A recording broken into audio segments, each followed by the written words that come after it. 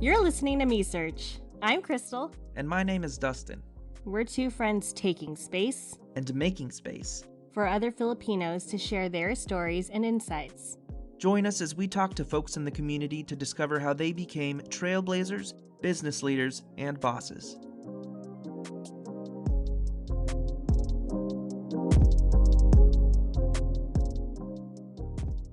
Hey everybody, what's going on? How's your week going, Dustin? My week is going pretty good. It's pretty good. I don't know where the time went. I feel like I don't know where the year went. It's already the end of 2020, and I still feel like I'm in April. I feel you, man. It's Yeah. been quite the year. Yeah. We just took a little vacay to kind of get away from quarantine feelings and work feelings. I just needed a moment to go to my well and replenish. And I don't know, it's been really leading my week, feeling replenished and revitalized. So I've been having a pretty good week so far. That's good. Yeah, back to classes, back to my students. I did miss them. Oh my gosh. You know, I never thought I would be on vacation thinking about work. And even though I was relaxing, I was thinking so much about my students and hoping they were okay. I mean, and I'm sure they're fine, but you know, Yeah. I actually really missed working with them and doing things. So Yeah. And you're working from home too, right? I am working from home, yes. I think it's difficult for anybody working from home to figure out where to draw the line between, work and life. Yeah. It's good that you took a vacation. I know you said that you were still thinking about your students, but I think it's important to intentionally make the time to just focus on yourself and your family. So that's good. Yeah, it was a really nice time with Michael. We went up north for a bit, and it was a change of weather. It was cold. We had to buy new clothes because it was so cold. We brought clothes that was for warmer weather, but not we knew it was going to be colder, but we didn't know it was going to be that cold. So we had to go on a little wardrobe run for sweaters and pants. Where'd you go again?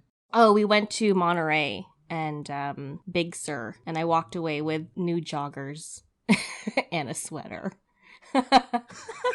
Cool stuff. Let's do this. Yeah. In this episode, we're talking with two cousins, Rose Buado and Jennifer Redondo-Marquez. They are the authors of In Her Purpose, 40 Principles of Asian Women Redefining Success on Their Own Terms. So we found out these Philam women turned 40 interviews into a book and a business during the COVID pandemic. Wow. Wow. And now they're offering career guidance and professional growth programs to help people reimagine how they look at their career, their business, and their life purpose. Very, very exciting.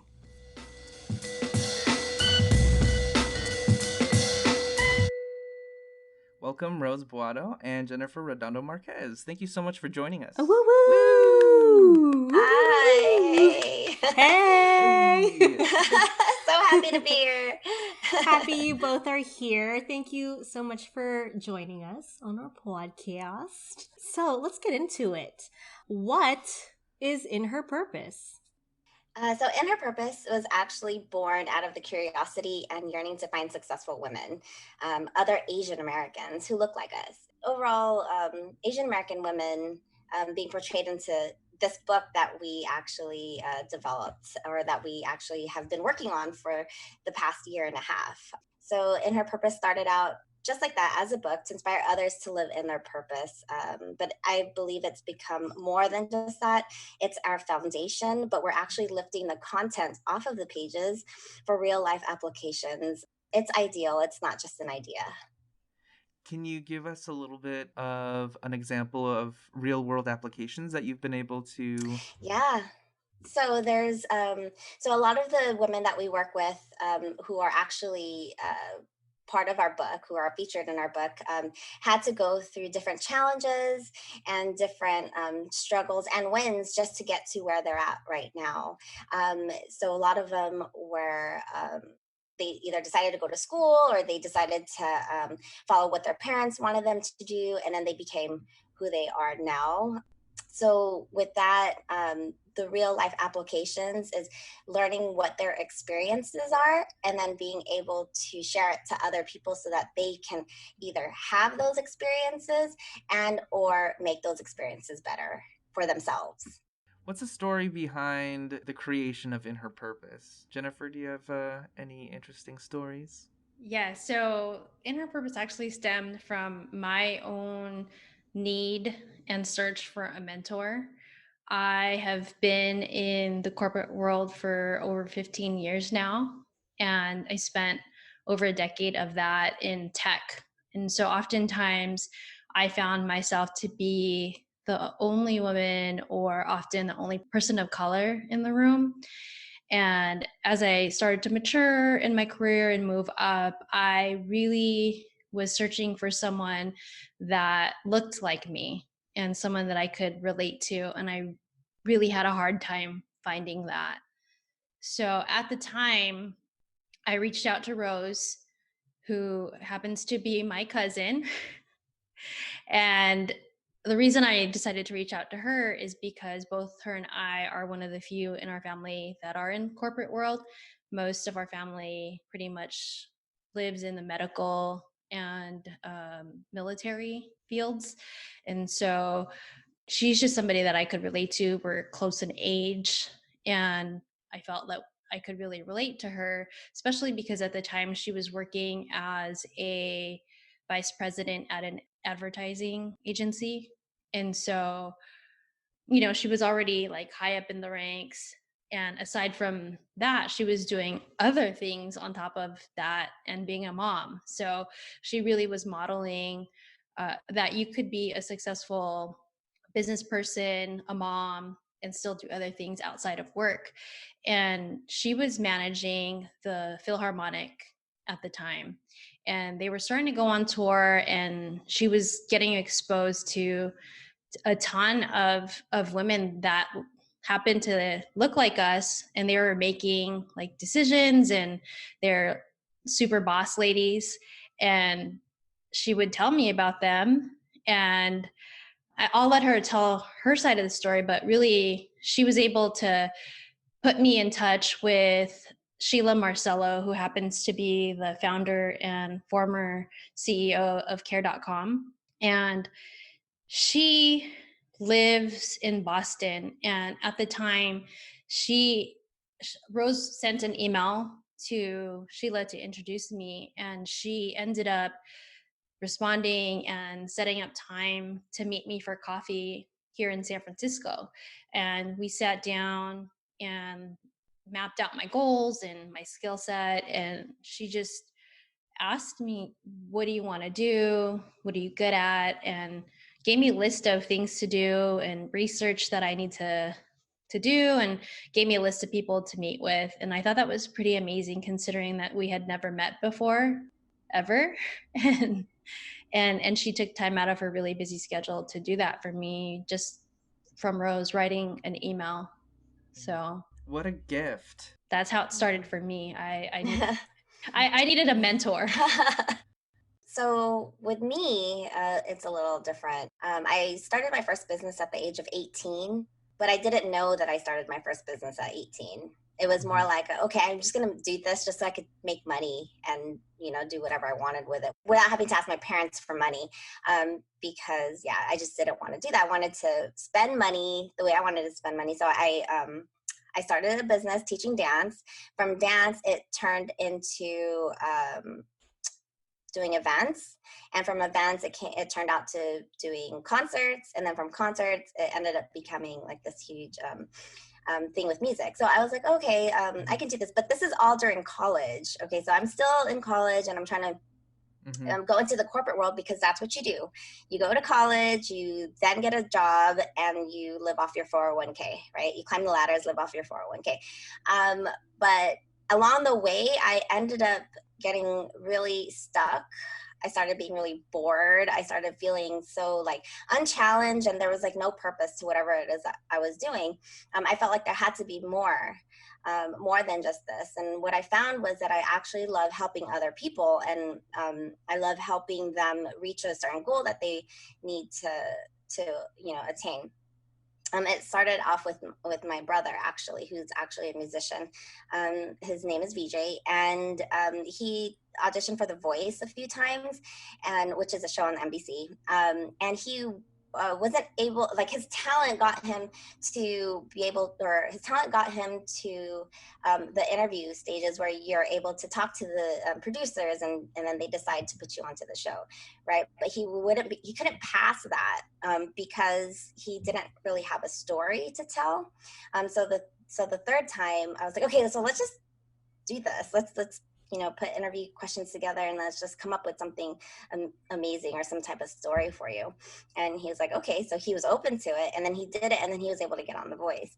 And then from there, that was when I realized, like, hey, this is what I want to do. I want to be able to help others get to where they want to be, because it not only helped him reach his goal, it helped me feel better. I was, I wasn't, I had some type of passion. There was purpose again in what I was doing.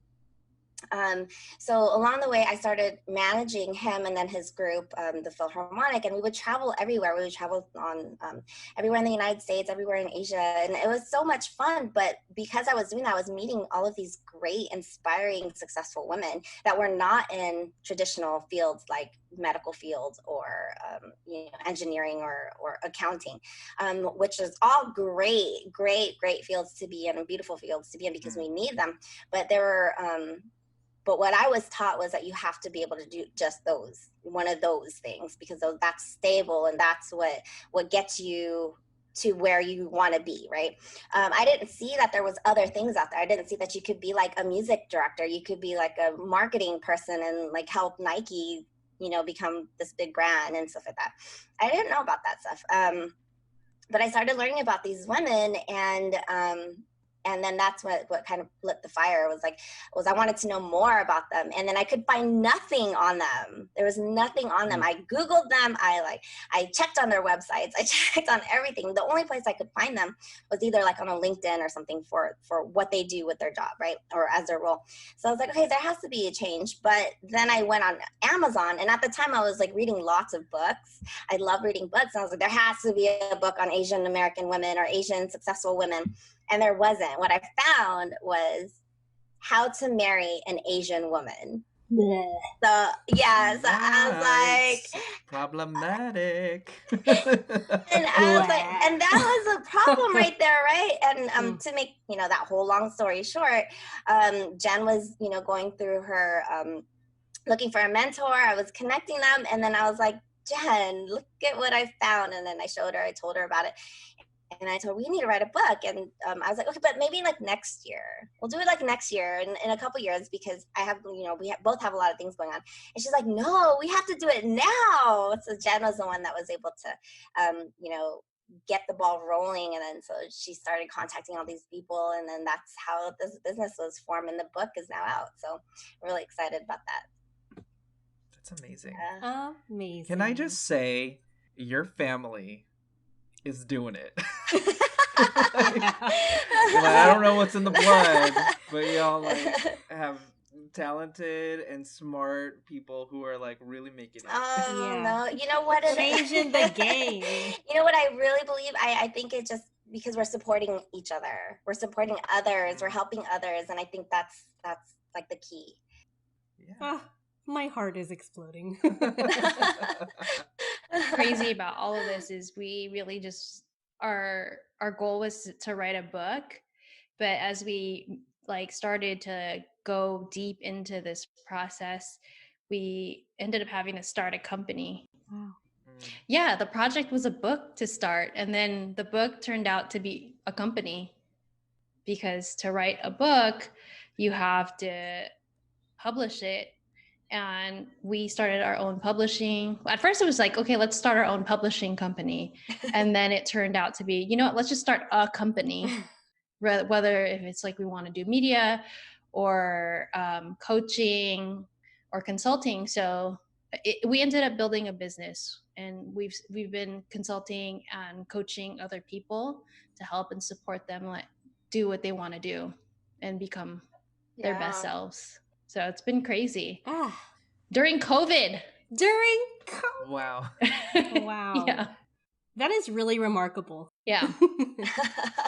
So we got to hear a little bit about what In Her Purpose is. Can you talk to us about how being Filipino shaped your experience as authors and business women? Yeah. So the title of our book is In Her Purpose, 40 Asian Women Redefining Success on Their Own Terms. And we purposely picked that as the title because we wanted to pick women who were succeeding in non-traditional roles and industries in our culture. So a lot of times in the media, you know, even Joe Coy makes jokes about it that all Filipino women are nurses. And then you watch TV and you see Filipino women as the nurse actresses. And so we wanted to find women that were not in those fields, ranging from fashion, entertainment,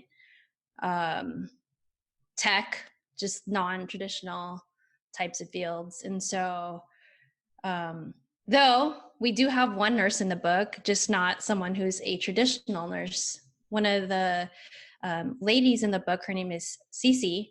She's a nurse, but she ended up opening her own med spa where they do facials and injectables, Botox, and that type of stuff.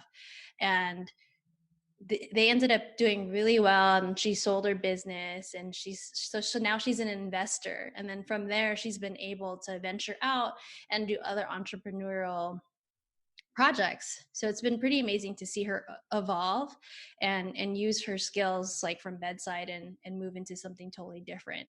So yeah, I would say, I mean, that's about how it shaped us to write the book. Mhm. You know, just trying to educate and inform others that you have options. Your options are not just going to be nursing, doctor, lawyer, accounting, but there's so many fields and so many options that they don't know about, we didn't know about.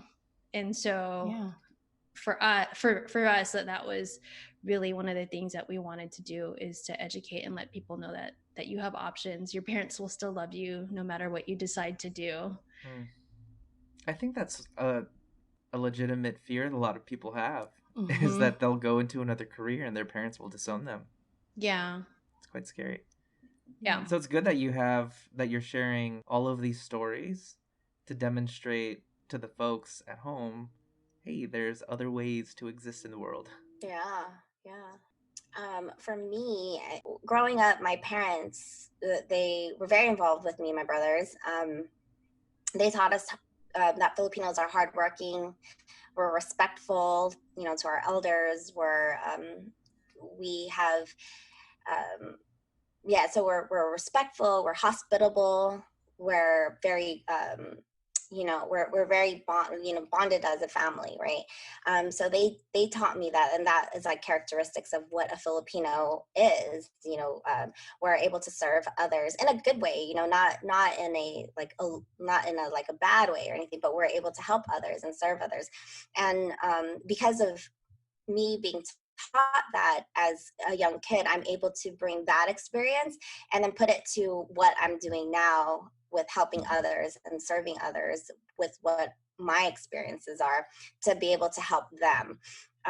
So I think Filipinos are hard workers, right? We're very loyal. We're very compassionate. We're people that always want to give. And I think those things are what helped me, build these businesses that we have. And without those traits, I don't think I would be successful or try and become successful. Yeah. Cool. Yeah.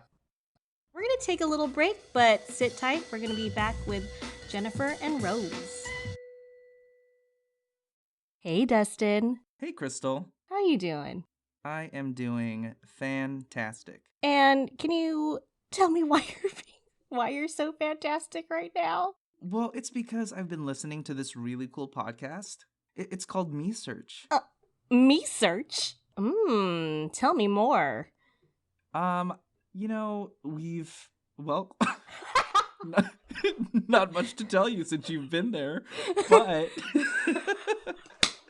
You're listening to Me Search, a podcast featuring Philam perspectives. Let us know what you think. Rate us and leave a review wherever you listen to podcasts. Catch new episodes on the first and third Wednesday each month. Well, I'll have to catch it, meaning I'll listen to our own episodes.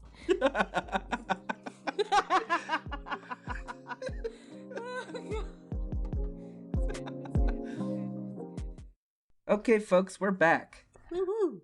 What are some of the biggest challenges you faced in writing Inner Purpose? Maybe Rose and then Jennifer. Okay. I think one of the biggest challenges was timing. I thought it would only take 3 months to write the book. Jen was like, okay, how are we going to do this? And she's so organized and so like well planned, right? Very detailed. And she's like, well, how long do you think we're going to say? Oh, 3 months. We'll get this done in 3 months. We'll just make a couple calls and ask a couple questions and then we'll write it out. But it took us a good 1.5 years to get this done. So I think that was one of the challenges. And I think in between all of that, it was also because I run a couple or 3 other businesses. And then I also am a mother of 2. So just trying to juggle all of that and then have that moment to sit down and actually like write and then have that moment to like interview these women and even try to track them down.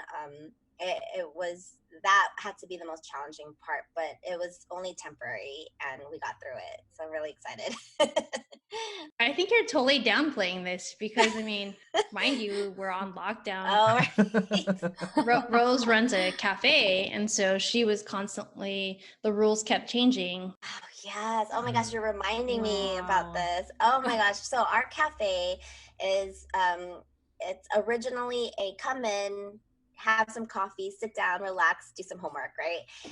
So we did not have an online menu. We did not have any type of menu. It was just a menu on the wall. So I had to actually learn how to build my own online website.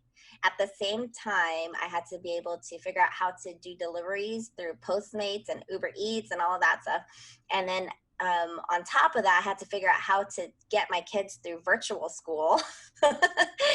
And yes, get through them through virtual school. And then the band, the Phillies, they were out touring. So I had to bring them back home safely in I don't know how we did it, but I was able to like get them back and cancel all of I think they had like 30 more shows to do. I had to do all of that. My. So yes, that was a challenge. Thank you, Jen, for reminding me. Yes. Just blocked all of I that. was like totally close the books on that.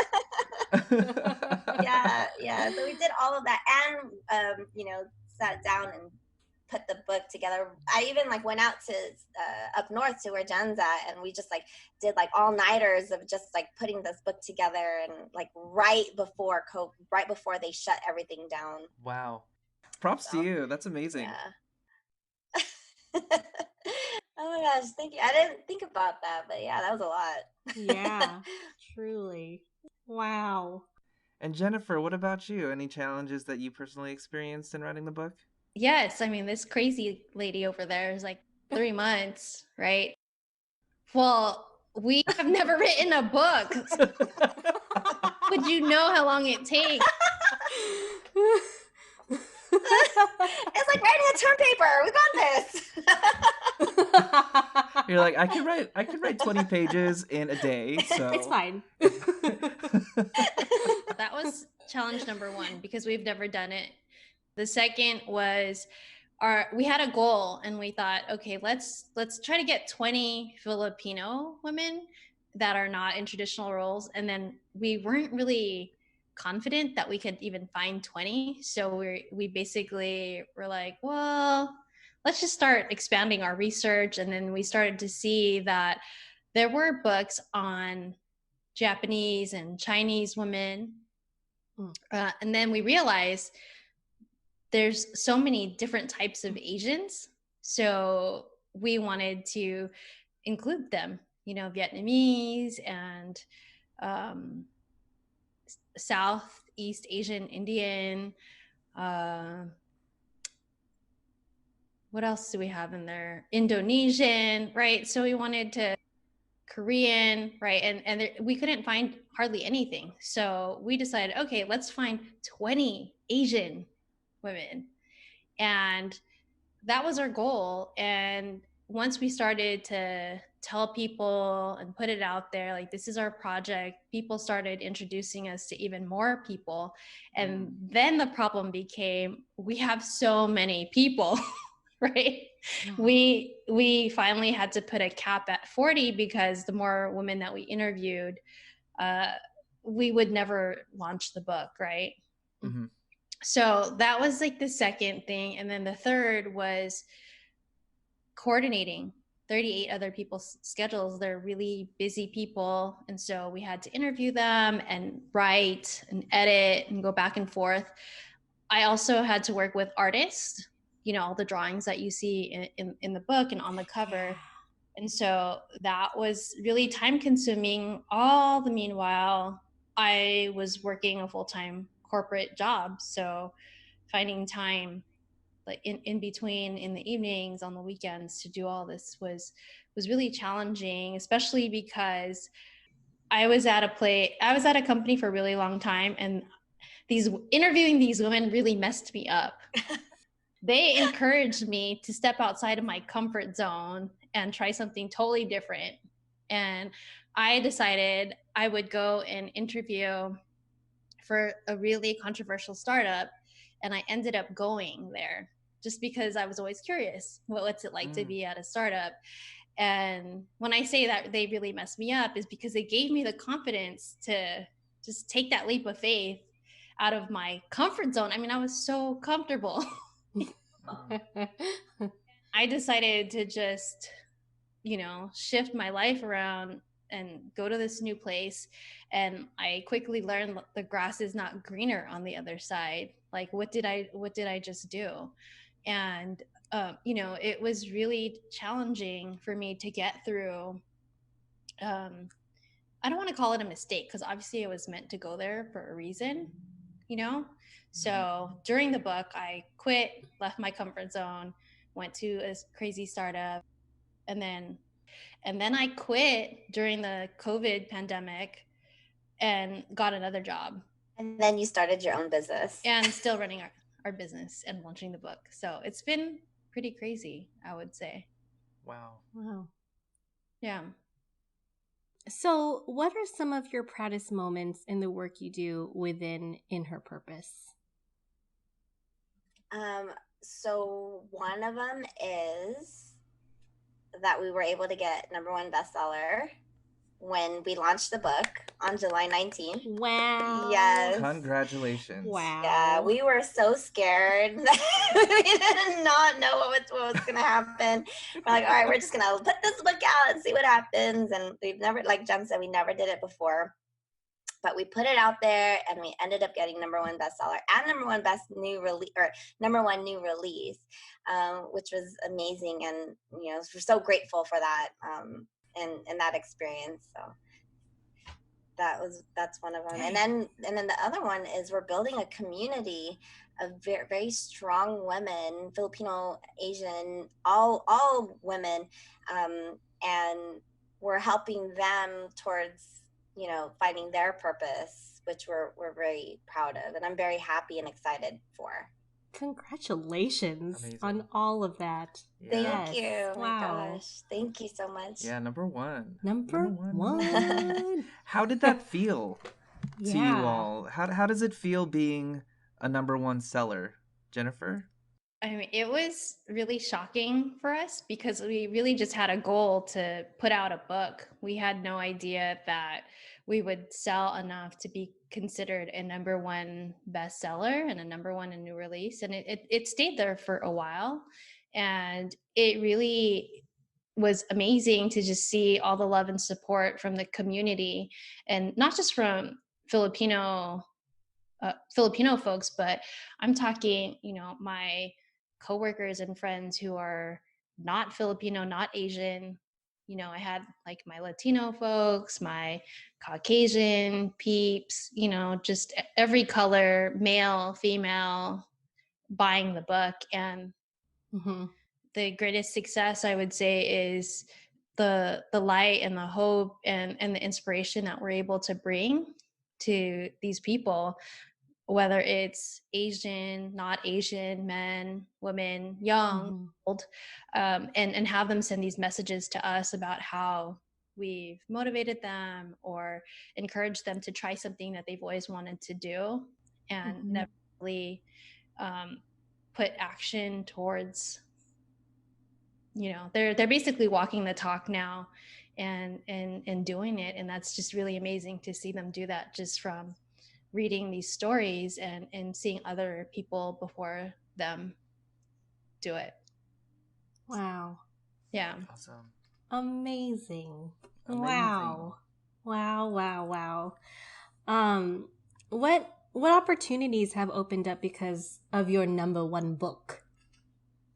Oh my God, so much. The Rose and I are cousins, like I told you, and I really felt that our family grew by 38 other people.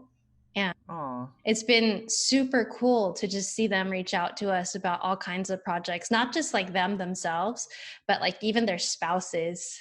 Like their spouses would reach out to us. And Rose did not mention this, but Rose also coaches people how to sell stuff on Amazon. Yes, she also runs like Amazon stuff, like Amazon stores. Wow. Some of their spouses had reached out to her about selling scrubs and antibacterial online. And we have another gal in the book that Rose has been helping out, Vina Lustato's chapter. She has a tiny community, and she built a tiny home, and she has this land in Yosemite where she wants to build a tiny community. And so she's reached out to Rose and I to help her like make this community like a real thing. It's pretty amazing. And also bringing in Raquel, who's in the book, and she's a real estate expert. And so just to be able to use their fields of expertise plus Rose with marketing.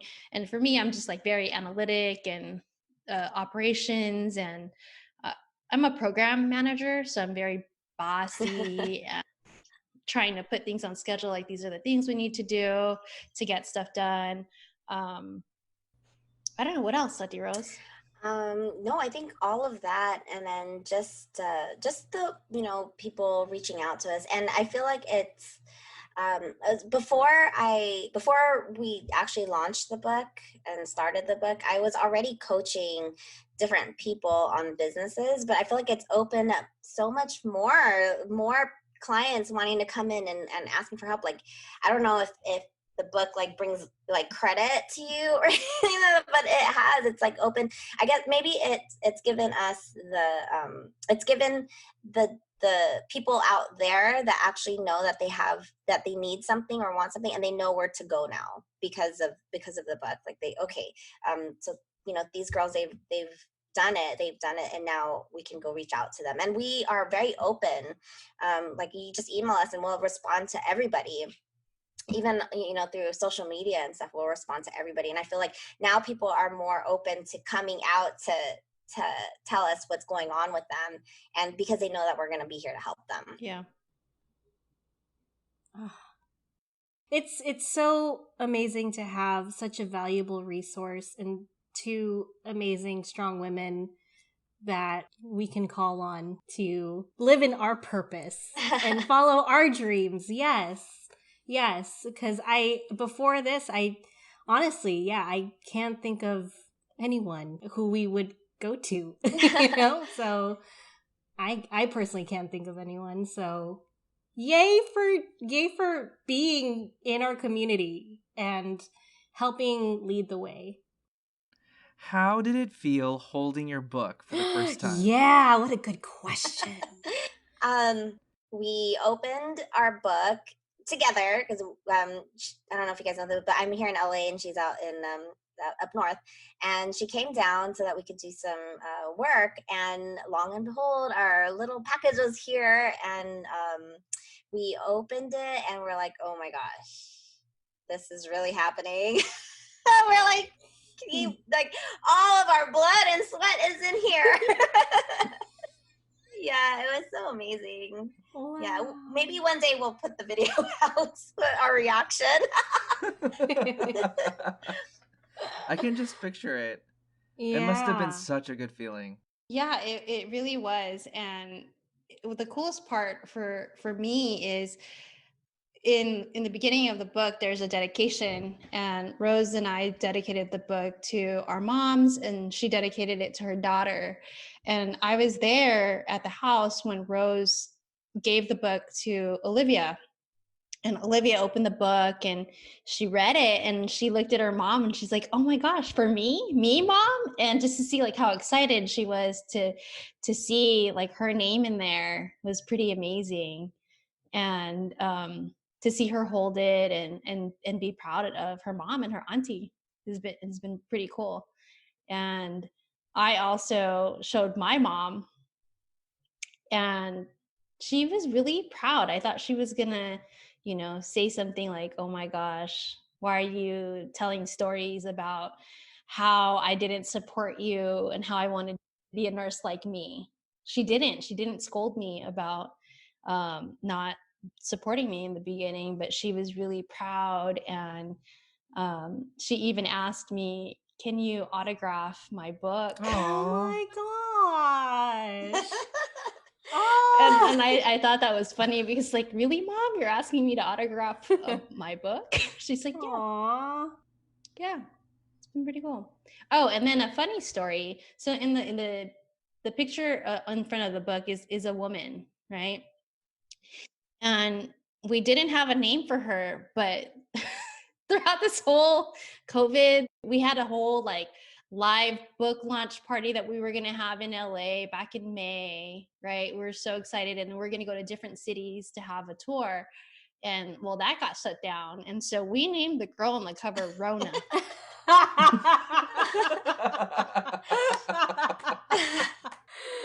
Perfect. Her name is Rona Flores because she looks like a florist. She has flowers around her. Introducing Rona Flores, y'all.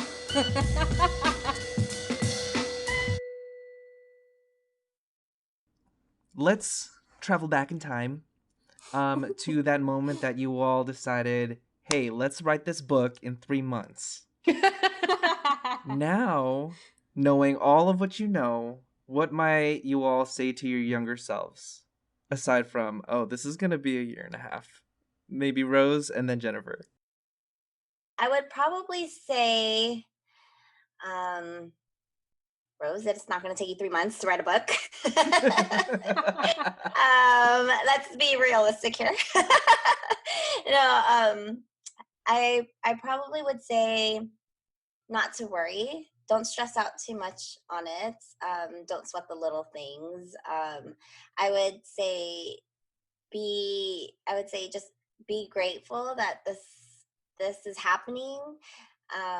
Take the first steps in connecting with others. Don't worry so much on how much it's going to cost.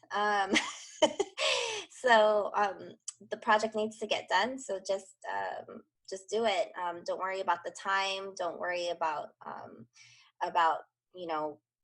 putting it all within a 3 months. Don't stress yourself out on that. I would probably say that because we gave ourselves like specific timelines, which helped guide us. But if we didn't meet it, we'd probably beat ourselves up for it. So I would say not to do that. Just stay calm and just keep moving forward. So yeah, that's what I would tell myself. Awesome. Thank you. Jennifer? So for me, keep it moving and don't stay in a place for a long time, whether that's a job or a relationship. If you're feeling stuck or if you're too comfortable, that's a really dangerous place to be because you're not really growing. And like I mentioned before, like these women really like hyped me up to to do crazy things. I don't regret it at all because it really helped me to learn faster, like learn from my mistakes, and really taught me that regardless of like whatever it is that you decide to do, you will, one, learn something, and two, you won't know unless you actually go and try something. What I did learn most of all out of all of this is the importance of pursuing your passion and having purpose behind what you do.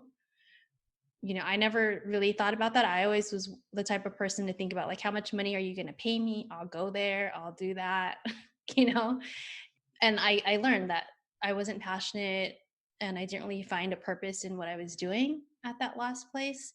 And so that really taught me that it's okay to leave, even though you only stayed for a year, and not to really think like I have to be at a place for 10 years or 5 years. Yeah. So keep it moving. Don't stay too long. Get out of your comfort zone. And if you fail, you fail. Just learn from it. Good advice.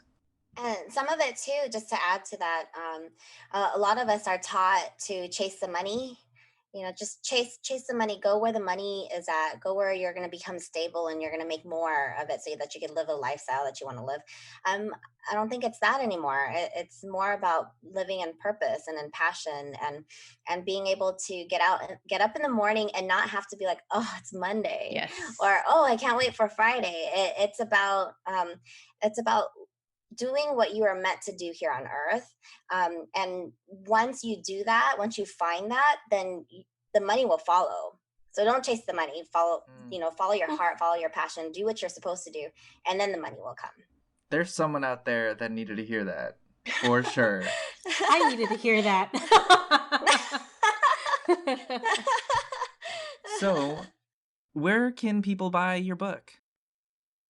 So we're available on Amazon, Yeah. on Barnes and Nobles, and other retailers. You can also check out your local bookstores, and we are available on inherpurpose.com.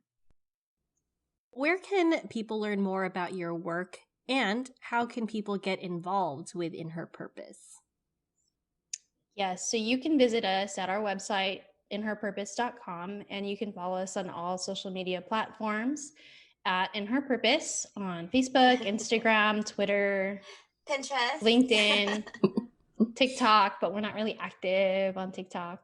Everything at In Her Purpose. Cool. Awesome. Follow the at, folks. Yes. All right, so final question. Yes. What has put a smile on your face lately? For me, it's because I don't get to see people, and everyone's wearing masks. So the best I can get is the pictures that people post and tag us and send to us with them holding the book, or their kids or their nephews and nieces holding the book. Like, that puts a smile to my face to just see like how proud people are and how happy they are. And that's just made me happy recently. So if you have the book, ebook, or the regular book, tag us, share it with us. That has been putting a smile to my face lately. Yes, I love that. Every morning I'll as soon as I'm ready, I'll go onto social media and I'll see the people with holding up the book, and it's like, oh my gosh, I can't believe we did that. Yeah, so it's definitely that. And then also the kids just started school, so virtual school, so we could hear them when they're talking to their teachers, and when my daughter says my mom's an author, that really like gets me. So that really makes me smile too. Aww. Yeah. That's so awesome. Yeah. All right. Well, thank you both so much for joining us. This has been an amazing conversation. We're excited for all that is to come within Her Purpose. So this was Rose Buado and Jennifer Redondo-Marquez. Thank you. Thank you both so much for coming. That was so inspiring. Okay, that was an awesome conversation. Oh God, wasn't it? I feel like I've been re-energized having talked to Philam professionals who are also uplifting other people, and I am feeling super duper inspired. What are your initial feelings, and what are your biggest takeaways from that? Oh man, where do I start? Well, first, I feel like I just want to start in general at something, at anything right now, because that episode makes me just want to go Mm-hmm. and conquer life, let me tell you. I really loved how they talked about how, we don't normally see options for ourselves because we're taught to fit very specific molds, or walk the proven path. Being in the medical field or engineering or military, just to name a few, I just want us to maybe reflect on what those proven paths mean. It makes me think also about like the history of nurses from the Philippines. Nurses are the largest export coming from the Philippines, and I think we should reflect on that and talk about it and kind of see how that affects our life choices. If you still feel, even after you've done, this research as to why there are so many nurses in the Philippines and whatnot, and you still feel like your gift is to serve within the medical field, by all means, please do. But if you feel like your gift is somewhere else, if it's in art, if it's in cooking, if it's in, starting your own business, whatever, please lean into that, because that is your gift to the world. Very, very well said. Thanks. Very well said. Thanks. I like it. What are your takeaways, Boo? So for me, the story that Jennifer shared about her switching jobs and like seeking mentorship was really memorable for me in particular. Mm-hmm. I think my takeaway from her experience is that it's okay to take a risk. Yeah. Especially if you have a great support system and a mentor and family who love you, things will be okay. Yeah. If you decide to pursue something else, it's totally fine. And I felt like after our conversation that I was motivated to take a little bit more risk to kind of explore other aspects of my creative mind, and also think more critically about how I'm spending my time and my career, because life is short. Mm-hmm. And we want to be doing things that bring us joy in life. Yeah. This podcast brings me joy, by the way. This podcast brings me joy too. Oh. And what else? I feel like if you've reached a certain point and you're able to give back, it's important to give back. And that's an example that Rose and Jennifer are both setting for the community. Even in our post-conversations, post-interview, they have made an effort to reach out to both Crystal and I to, check in, see how things are going, and making sure that we are on a path that is successful based on our own measures, and not necessarily based on what other people think we need to be doing in life. So I really appreciate that, and that's a huge lesson that I'll take away from this interview and moving forward as I help other people who are maybe in my field, who are a little bit newer. Mm-hmm. So mentorship. Mentorship is so important, especially in the spaces where we don't have as much support. Yeah. I love how you also mentioned taking risks, and sometimes it'll set you back time-wise, or it may feel that way, but I feel like every moment that you have here, every detour or whatever, is meant for you. It's not a straight path ever, is it? So take the risk. Why not? Do it. If it's in you, it's in you. Make sure to subscribe to Me Search wherever you listen to podcasts. Find new episodes on the first and third Wednesday of every month. Check us out at mesearchpodcast.com. And find us on social media at MeSearch Podcast. MeSearch is produced and hosted by Dustin Domingo and Crystal Dugatti. Editing by Dustin Domingo. Special thanks to our guests Rose Buado and Jennifer Redondo-Marquez. Their website is inherpurpose.com. Alrighty, folks. We'll catch you all at the next episode. We're going to get to the bottom of things. This is Me Search, folks. Yeah.